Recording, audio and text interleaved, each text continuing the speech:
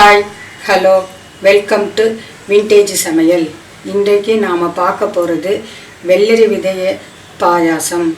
இதுக்கு தேவையான பொருட்கள்: வெள்ளரி பழம் விதை 1 கப், நாட்டு சர்க்கரை 1 கப், நெய்யில் வறுத்த முந்திரி பாதாம், பால் 1 டம்ளர், குங்குமப்பூ தேவையான அளவு, ஏலப்பொடி தேவையான அளவு. வெள்ளரி விதையை நன்றாக கழுவிட்டு தண்ணியில் 1 மணி நேரம் ஊற வைக்கணும். நன்றாக ஊறினதுக்கப்புறம் வெள்ளரி விதையை தண்ணி விட்டு நைஸாக இது மாதிரி அரைச்சிக்கணும். அரைச்சிக்கிட்டு இந்த அரைச்ச விழுது, பால், சர்க்கரை இதை 3ஐயும் ஒன்றாக கலந்து அடுப்பில் வச்சு கிளறணும். அரைச்ச விழுது, சர்க்கரை, பால் ஒன்றா கலந்து இந்த பேன் அடுப்பில் வச்சு கொதிக்க விடணும். நல்லா பச்சை வாடை போகிற வரைக்கும் நல்லா கொதிக்க விட்டு இறக்கிடணும்.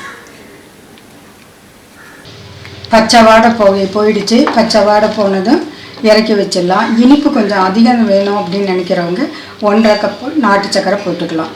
அவ்வளோதான், நல்லா வெந்துடுச்சு. இப்போ இறக்க போகிறோம். நெய்யில் வறுத்த வச்ச முந்திரி,